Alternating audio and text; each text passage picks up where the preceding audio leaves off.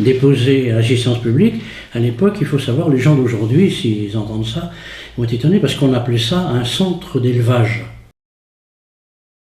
À 6 ans, ben, c'était les bombardements, hein. On n'avait pas le droit d'aller dans le bourg, d'ailleurs, on habitait dans une maison en terre battue, sans eau, sans électricité, et à 4 km. Quand je suis allé à l'école, j'avais 4 km pour aller à l'école et 4 km pour revenir, 8 km. C'était pas le ramassage scolaire d'aujourd'hui. Et l'hiver, ben, on voyait rien, on croisait des sangliers et tout, moi j'avais peur. Des fois, on entendait des feuilles, comme ça, on marchait, etc. C'était un peu difficile. À 10 ans, pour compléter le tableau, ben, on m'a changé mon nom et mon prénom. Mais ça, pratiquement tous les enfants de la science publique. Ah d'accord, je savais pas. Mais c'est brutal, parce qu'il y a une science sociale qui passe et qui dit, voilà, bon, mon garçon, voilà, on est samedi aujourd'hui, donc lundi, quand tu vas retourner à l'école, ton instituteur et tes petits camarades t'appelleront Jean-Pierre Blivet, répète.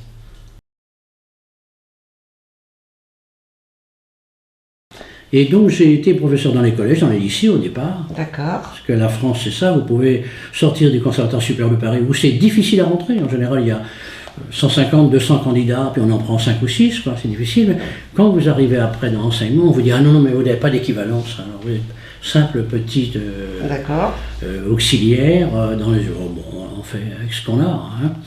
Et donc j'ai fait les collèges, les lycées, et puis plus tard...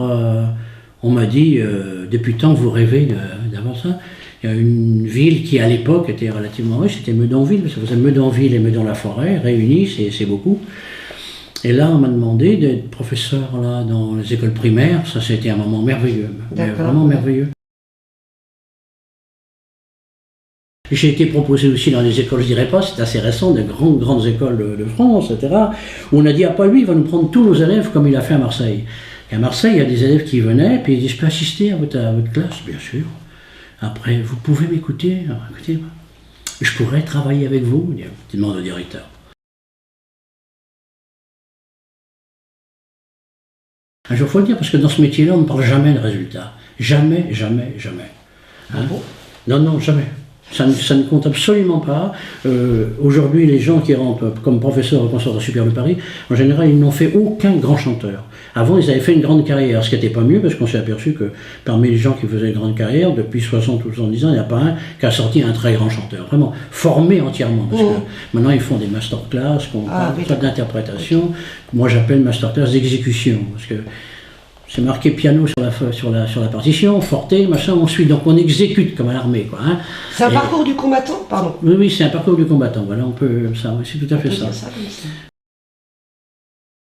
Il y a donc un moment, si on regarde, où j'ai été à la fois professeur, donc en primaire, oui. C'est étonnant, quoi, hein, au collège, au lycée, au conservatoire, directeur de conservatoire, et professeur dans les académies internationales, etc. J'estime d'ailleurs qu'il faut très bien chanter pour donner des cours. Le jour où je chanterai moins bien, entre 60 et 70 ans, maintenant c'est un peu stabilisé, etc., mais j'ai à peu près doublé ma voix, il y a plein de témoins, etc. Quand j'ai trouvé vraiment le palpitard, dont personne ne parlait, etc., et des choses comme ça, qui sont un peu des secrets perdus et retrouvés du chant, hein. Des petits chœurs qui chantent, un petit soliste avec, regardez ce qu'on fait, monsieur le maire, regardez ce qu'on fait, monsieur le député, etc. C'est ça le problème, c'est pas on avance et on fait des grands chanteurs. Hein, donc c'est un très grand problème. Non, j'ai pas un côté révolutionnaire, pas assez.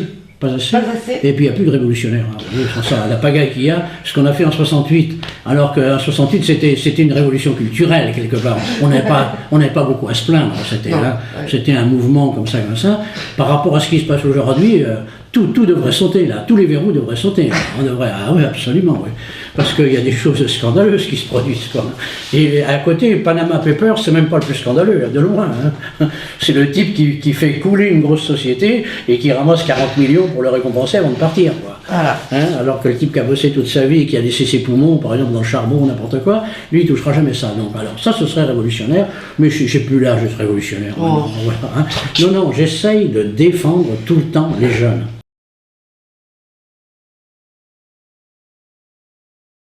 Vous n'êtes pas nommé parce que vous avez fait une carrière, vous n'en avez pas fait.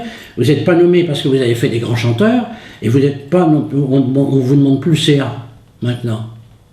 On le demande plutôt encore dans les conservatoires de région, etc., de province et tout, mais pas comme ça de Paris. C'est comme ça d'ailleurs que le chef des chœurs de l'Opéra de Paris, Jean Laforge, je dis son nom d'ailleurs, et qui m'aimait beaucoup, c'est-à-dire, Jean Laforge avait voulu être professeur dans un conservatoire, je ne sais plus lequel. On lui avait dit non monsieur, vous ne pouvez pas parce que vous n'avez pas votre CA de direction chorale. Lui qui était un des élèves préférés de Cortot, et qui était, pendant 30 ans, chef des chœurs de l'Opéra de Paris.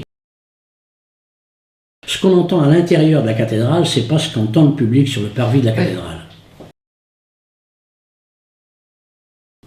Bah oui. Tout le temps.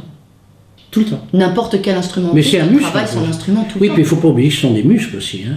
Donc il faut les entretenir, hein. Sinon vous devenez grabataire vocal. Mais il faut remettre en cause les professeurs. On ne met jamais en cause les professeurs. On le voit chez nous, puisque nous, on a des élèves particuliers et des élèves au conservatoire aussi. Vous avez des élèves que vous prenez un par un. Et là, on voit les résultats. Les progressions ne sont jamais vraiment comme elles devraient être. Mais personne ne dit rien. Je vous dis, les résultats n'ont aucune valeur.